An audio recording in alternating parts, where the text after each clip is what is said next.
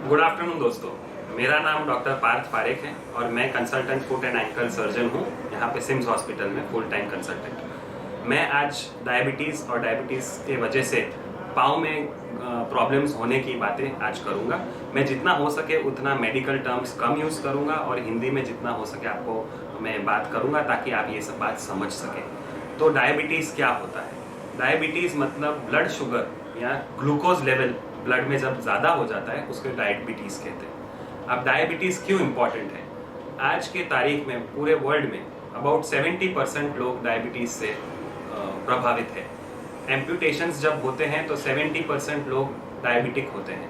तो डायबिटीज़ और एम्प्यूटेशन का रिलेशन काफ़ी अग्रणी है।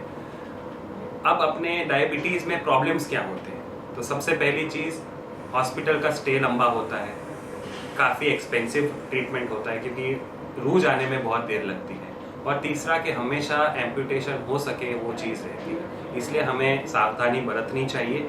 जब हम प्रॉब्लम्स नहीं आए हैं तब अगर अपने ध्यान रखें तो आगे जाके फुट प्रॉब्लम्स डायबिटीज़ के कारण होने के चांसेस कम हो जाते हैं। अब फुट प्रॉब्लम्स किसको होते हैं डायबिटीज़ में? वो लोगों को जिसको लंबे टाइम से डायबिटीज़ है या अनकंट्रोल्ड डायबिटीज़ है, जो डायबिटीज़ कंट्रोल में नहीं आता है, उनको फुट प्रॉब्लम्स होने के चांसेस बहुत ज़्यादा है। अब बेसिक डायबिटीज़ में क्या होता है कि डायबिटीज़ से नसें को प्रॉब्लम पड़ता है, नसें काम करना कम करता है। अब नसें दो तरीके की होती है, एक होती है सेंसरी जो सूझबूझ की नसें होती है, और एक होती है मोटर जो मसल्स यानी कि मांसपेशियों को काम करने के लिए ज़रूरी होती है। जो सेंसेशन वाली नसें होती हैं जो पाँव में जब जाती है तो आपके सेंसेशंस मतलब सूझबूझ कम हो जाती है, डायबिटीज़ लंबे का टाइम से हो या अनकंट्रोल्ड हो तो क्या होता है कि साधारण तरीके से जब आप अगर मान लीजिए हाथ तवे पे रखते हो और गर्म होता है तो आप हाथ निकाल लेते हो, वही चीज़ पाँव अगर कहीं चल रही है, पत्थर है, अनइवन सरफेस है, गर्म जगह है, तो आपको समझ नहीं आती है कि ये क्या हो रहा है और आप उसी पे चलते जाते हो। तो उसके वजह से क्या होता है कि छोटे छोटे अल्सर्स हो जाते हैं, स्किन क्रैक हो जाती है और आपको समझ ही नहीं, आप तो भी उसके ऊपर चलते जाते हो तो वो बढ़ते जाता है।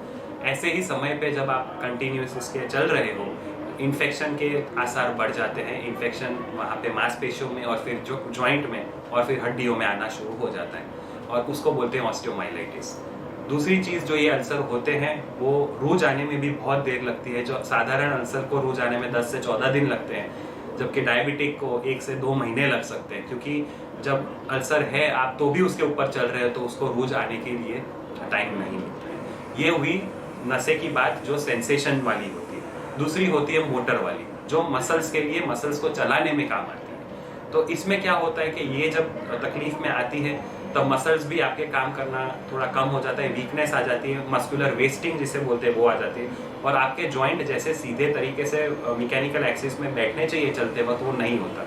उसके वजह से क्या होता है कि असाधारण जगह पे अनड्यू प्रेशर आने लगता है, और अनड्यू प्रेशर जैसे ऐसी जगहों पे आता है जिसमें नहीं आना चाहिए, वहाँ पे स्किन क्रैक होने लग जाती है, अल्सर्स वापस शुरू हो जाते हैं और इन्फेक्शन के चांसेस चालू हो जाते हैं। तीसरी चीज़ होती है ऑटोनॉमिक नर्व, जो जब दिक्कत आती है तो पसीने की नर्व जो पसीना और स्वेटिंग करवाती है, तो वहाँ पे पसीने कम हो जाते हैं, स्किन ड्राई एकदम हो जाती है, क्रैक्स बढ़ जाते हैं, और आप जितना उस पर चलोगे तो वापस वही चीज़ जो अल्सर्स, इन्फेक्शन और ऑस्टियोमाइलाइटिस पे चली जाती है। दूसरा टाइप की चीज़ जो डायबिटीज़ में प्रॉब्लम करता है वो नली, खून ले जाने वाली नलियों को दिक्कत आती है, खून ले जाने की क्षमता कम हो जाती है, ऑक्सीजन वो जगहों पे जाना कम हो जाता है। इससे क्या होता है कि वहाँ पे खून ही नहीं पहुँचता, इसलिए आपकी जो अल्सर्स या ये जो भी दिक्कतें होती है उसको रूज आने में डबल टाइम लगता है, क्योंकि वहाँ पे खून नहीं आ रहा, ऑक्सीजन नहीं आ रहा, और वुंड हीलिंग भी एकदम पुअर हो जाता है। तो ये हुई बात कि डायबिटीज़ में कौन सी नस और नलियों की दिक्कत आती है और जो अपने फुट में दिक्कतें करती है। अब हम बात करेंगे कि फुट के कौन से प्रॉब्लम्स होते हैं जब डायबिटीज़ लॉन्ग स्टैंडिंग और अनकंट्रोल्ड होता है। तो सबसे पहले होता है एथलीट्स फुट। इसका मतलब कि फंगस का इन्फेक्शन जब पाँव में हो जाता है।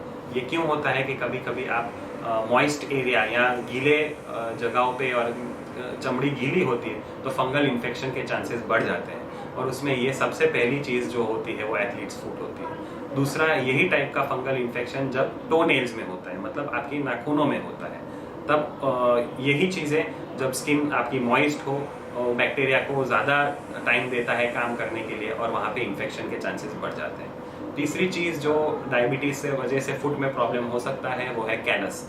कैलस होता है जब चमड़ी थिक हो जाती है, और वो जब नीचे के पार्ट ऑफ द फुट, जो प्लांटर साइड बोलते हैं जहाँ पे चमड़ी थिक हो जाती है, उसको कैलस बोलते हैं। वैसे ही चीज़ जब दो पाँव के बीच की चमड़ी में होती है उसको कॉर्न बोलते हैं। जब थिक स्किन वहाँ पे हो जाती है और उसके वजह से फिर वहाँ पे इन्फेक्शन के चांसेस या ड्राई स्किन के वजह से क्रैक्स और इन्फेक्शन होने के चांसेस बढ़ जाते हैं। वैसी ही चीज़ होती है ब्लिस्टर्स।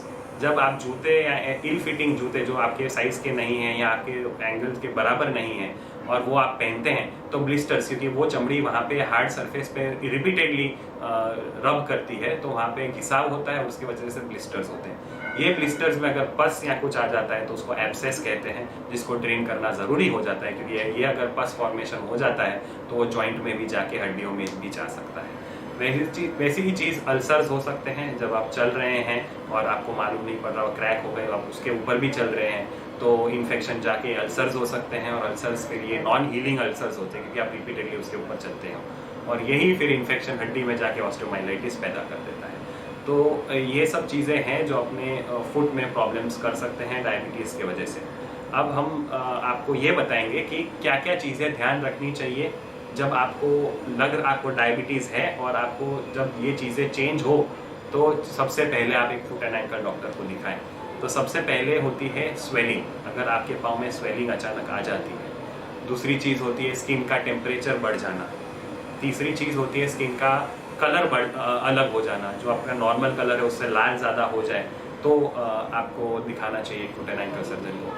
चौथी चीज़ जो अपने ने ये सब बातें मैंने बोली, athlete foot, callus, corn, blisters, ये अगर कुछ हो जाता है आप देख लेते हैं तो सबसे पहले एक फुट एंड एंकल सर्जन या डायबिटिक स्पेशलिस्ट को दिखाना ज़रूरी हो जाता है। नाखून के इनग्रोइंग होना जाना या ड्राई क्रैक्स होना या अनयूजुअल तरीके से बास पैर में आना, ये सब चीज़ें हैं जो सबसे पहले अगर आपके नोटिस में आता है तो एक फुट एंड एंकल सर्जन को आपको दिखाना चाहिए। अब आती है चीज़ें आपने डिस्कस करने के फुट केयर, मतलब घर बैठे आपको क्या क्या चीज़ें की सावधानी रखनी है ताकि आपको ये सब प्रॉब्लम्स ना होए और आपको कोई फुट एंड एंकल स्पेशलिस्ट को दिखाने की ज़रूरत आगे जाके ना पड़े। तो सबसे पहली चीज़ है जो है न्यूट्रिशन। आपको खाने में बहुत सावधानी रखनी चाहिए। जो खाना पीने की पदार्थ जिसमें ग्लूकोज लेवल बढ़ जाता है उसको कंट्रोल में खाना चाहिए। दूसरी चीज़ है एक्सरसाइजेस। एक्सरसाइज करनी ज़रूरी है फुट एंड एंकल की। सब एक्सरसाइजेस करने से आपकी बॉडी का चीज़ें रेगुलेट होती है और डायबिटीज़ की भी चीज़ें रेगुलेट हो सकती है। तीसरी दवाइयाँ, जो भी दवाइयाँ एक डायबिटिक स्पेशलिस्ट आपको दे रहे हैं डायबिटीज़ कंट्रोल करने के लिए, वो दवाई टैबलेट के फॉर्म में हो, इंजेक्शन हो, जो भी हो, वो नियमित रूप से आपको लेना है। उसमें कभी आपको नहीं आज लूँगा और कल नहीं लूँगा ऐसा नहीं होना चाहिए। और जब नियमित रूप से आप लेते हैं तो नियमित वो डॉक्टर को भी आप दिखाना चाहिए कि आपके कंट्रोल में है कि नहीं शुगर। चौथी चीज़ है कि वार्म वाटर से ही आप अपने पैर धोएं, ना कि एकदम गर्म, ना कि एकदम ठंडा। तो वार्म वाटर जो होता है वो स्किन के लिए बहुत अच्छा होता है। और ये वार्म वाटर अगर आपको सेंसेशन लॉस है ऑलरेडी तो हाथ या एल्बो से पहले वाटर को जांच लें ये वार्म वाटर है कि नहीं, और फिर ही अपने पाँव अंदर डालें, क्योंकि आपके पाँव में सेंसेशन तो है नहीं। अगर बहुत गर्म होगा तो आपको मालूम पड़ेगा नहीं। चौथी चीज़ है कि आप ड्राई करें। हमेशा जब गीले हो गए हो पैर या आप धोए हो, नहा के आए हो, हमेशा पैर को ड्राई करना सीखें। मॉइस्ट स्किन जो होती है, मॉइस्ट टेम्परेचर जो होता है वो इन्फेक्शन को और बैक्टीरिया को सबसे पहले पनाह देता है। तो हमेशा स्किन ड्राई रखने का काम करिएगा जब भी आप नहा के और ऐसे बाहर निकलें। और तीसरी चीज़ उसके बाद की है कि आपका फुट रोज़ आप चेक करें, ऊपर से, साइड से, हर एक जगह से, कि वहाँ पे कोई छोटा सा फुल्ली नहीं हो गई, एब्सेस नहीं हो गया, ड्राई स्किन नहीं हो गई, कोई भी थोड़ा सा प्रॉब्लम्स नहीं है। नाखूनों को जांचें बराबर तरीके से, कि रोज़ ये देखना चाहिए आपको दोनों फिंगर्स के बीच में वेब स्पेस जो होती है वहाँ पे कोई प्रॉब्लम नहीं है, इन्फेक्शन नहीं है, कोई भी एब्सेस के ऐसा कुछ नहीं है, ये आपको देखना चाहिए। और एक चीज़ जो आपको ध्यान में रखनी चाहिए वो है कि ड्राई स्किन एकदम जो नॉर्मल तरीके में होनी वो ना हो, और मॉइस्चराइज़र आप लगाएं। एकदम ड्राई स्किन होती है तो क्रैक्स होने के चांसेस ज़्यादा हो जाते हैं। ठीक है, फिर कॉन्स और कैलसिस जो आपको अगर हो जा रहे हैं तो फुट एंड एंकल स्पेशलिस्ट को आपको दिखाना ही है, उसमें सावधानी बरतनी है। फिर जितना हो सके उतना आपको बेयर फुट मतलब नंगे पाँव नहीं चलना है, कुछ ना कुछ पहन के हमेशा चलना है, और वो टोज कवर्ड हो ऐसा कुछ पहने तो सबसे ज़्यादा है, क्योंकि जैसे ही आप बेयर फीट वॉक करेंगे देर अनइवन सरफेसेस, पथरी, ये सब चीज़ें हैं जो आपको अफेक्ट करेगी पर आपको नहीं मालूम पड़ेगा। तो उससे अच्छा आप बेयर फीट वॉक ना करें, घर में भी वो सबसे अच्छी चीज़ होती है। फिर आपको ध्यान रखना है कि सॉक्स और स्टॉकिंग्स हमेशा पहनना है, क्योंकि धरती कभी एकदम गर्म, टेम्परेचर एकदम ठंडा, वो सब हो वो आपको मालूम नहीं पड़ेगा। तो अगर आपने सॉक्स पूरा टाइम पहना हुआ है तो वो हमेशा आपके लिए फ़ायदे कारक होगा। अब मेन इंपॉर्टेंट चीज़ है शूज़। जो आप शूज़ पहनते हैं वो इल फिटिंग मतलब आपके साइज़ के ही होने चाहिए, वो आपके वेट डिस्ट्रीब्यूशन है वैसे ही शूज़ होने चाहिए। अगर आप ऐसे शूज़ पहनते हैं जो आपको टाइट हो रहे हैं, वो रब करेंगे आपके चमड़ी के साथ और वो धीरे धीरे कैलस और ये सब एब्सेस वापस बनाएगा जो अल्सर्स को लीड करेंगे, फिर इन्फेक्शन होगा। तो ये सब अपने को ध्यान रखना है कि जूते एकदम प्रॉपर साइज़ के और प्रॉपर वेट और कंपनी के ही पहने अपने। चीज़ और एक चीज़ है जो अपने ध्यान रखना है, क्योंकि मैंने आपको जैसे समझाया कि खून की नलियाँ वहाँ जाके कम खून पहुँचाती है और ऑक्सीजन कम पहुँचता है वो जगहों पे, तो स्मोकिंग एक ऐसी चीज़ है जिसके वजह से ये और भी कम हो सकता है, क्योंकि टर्मिनल ब्रांचेस जो आर्टरीज की होती है उसमें स्मोकिंग के वजह से बहुत कम खून पहुँचता है। तो सबसे पहली चीज़, जब आप डायबिटिक हैं और ये सब फूड प्रॉब्लम्स चालू हो गए हैं तो स्मोकिंग आपको बंद करना ही पड़ेगा और करना ही चाहिए। और एक चीज़ अपने को ध्यान रखनी चाहिए कि बिकॉज ये ब्लड फ्लो वहाँ पे कम है, आपको पलाठी मार के बैठना लंबे टाइम से नहीं चाहिए।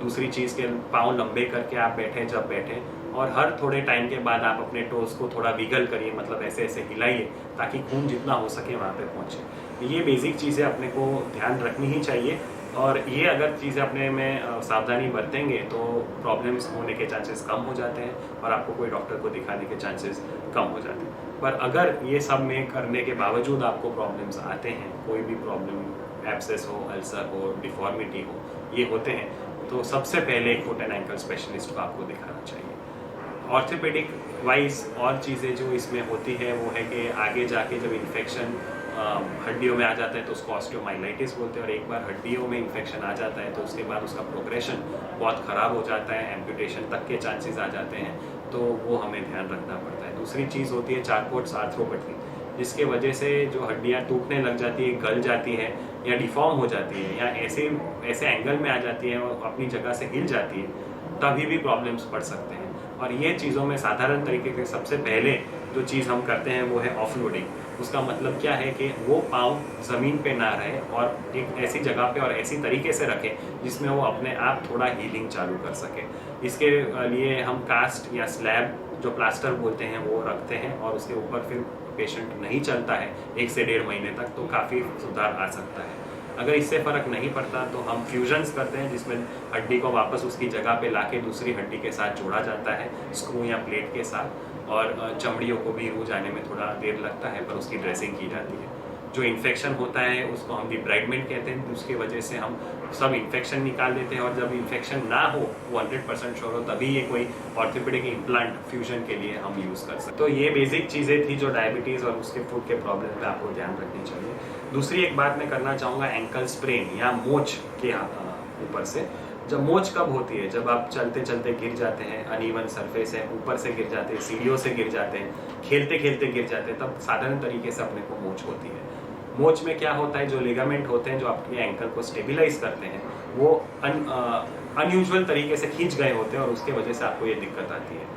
मेन चीज़ है, आपको जब होगी तब आपको दर्द होगा एंकल जॉइंट पे, स्वेलिंग वहाँ पे होगा, काफ़ी सूजन होगा, आप चल नहीं पाएंगे। अगर आपके पाँव ऊपर नीचे करने का करें तो काफ़ी कम होगा, जिसको रेंज ऑफ मोशन बोलते हैं। और इस चीज़ों में साधारण तरीके से 70 to 80% में राइस थेरेपी जिसको बोलते हैं, जिसमें रेस्ट, आइस एप्लीकेशन, कंप्रेशन और एलिवेशन। उसका मतलब कि आपको रेस्ट करना है 6 से 7 दिन तक, कंप्रेशन मतलब एक क्रेप बैंडेज या गुलाबी पट्टा जो बोलते हैं वो लगाना है, पाँव को 1-2 तकिए पर ऊपर रखना है और बर्फ़ लगाना है। साधारण तरीके से हर एक मोच 70% जैसे इस चीज़ों से ठीक हो जाती है। अब आती है कि अगर ये लिगामेंट जो अनयूजुअली स्ट्रेच हुए हैं उसमें अगर फाट आ जाती है, मतलब टेयर हो जाता है, तो ATFL इसको बोलते हैं, जिसमें अगर टेयर आ जाता है तो कभी कभी ये 6-7 दिन में नहीं ठीक होता और आपको तो भी दर्द होता है, पाँव रखने में बहुत प्रॉब्लम्स होते हैं, तब हम उसको प्लास्टर देते हैं, मतलब स्लैब या कास्ट, और वो 15 दिन के लिए रखते हैं। और ये एक टाइम है जिसमें फाइब्रोसिस होके जो छोटा सा अगर टेयर हो तो वो हील हो जाता है और आप वापस पाँव रख पाते हैं और नॉर्मल हो जाता है। जनरली 7 दिन बाद जब अगर नहीं होता तो हम एक MRI करवाते हैं, जिसमें ये टेयर है और कितना है उसके ऊपर से हम डिसाइड करते हैं। अगर टेयर कम है तो मैंने आपको जैसे बोला वैसे स्लैब या कास्ट डालते हैं। अगर टेयर ज़्यादा है तो वो लिगामेंट को अपने ऑपरेशन के हिसाब से रिकंस्ट्रक्शन करना पड़ता है, जिसमें और एक धागा वो लिगामेंट का काम करता है और वही चीज़ फिर आप चलने में आपको सावधानी करते हैं। पर बेसिकली अगर आपको मोच है तो 70% ऑफ द टाइम्स एक नॉर्मल चीज़ है जिसमें आप रेस्ट कर रहे हैं, एलिवेट कर रहे हैं अपने पाँव को और आइस एप्लीकेशन कर रहे हैं, तो वो साधारण तरीके से ठीक हो जाती है। इसमें कौन सी चीज़ें ध्यान रखनी चाहिए मोच ना हो उसके लिए, तो सबसे पहले धीरे से चले, सावधानी से चले, अनइवन सरफेस पे जब चल रहे तब सावधानी बरतें। स्पोर्ट्स अगर आप खेल रहे हैं तो वार्म अप अच्छी तरह पहले से करें, और शूज़ या जूते आप जो पहन रहे हैं वो एकदम प्रॉपर साइज़ के और प्रॉपर तरीके से हो कि आपको मोच ना आए, इतना आपको ध्यान रखना चाहिए। मैंने आपके सब क्वेश्चंस पढ़ रहा हूँ, मैं फेसबुक पे आ रहे हैं और मैं आपको इसके बाद चैट पे रिप्लाई करूँगा, क्योंकि एक टाइम अपने पास लिमिटेड था। तो ये सब आपको पर्सनली मैं हर एक क्वेश्चन मैं पढ़ रहा हूँ और वो मैं आपको रिप्लाई करूँगा इसके बाद। धन्यवाद।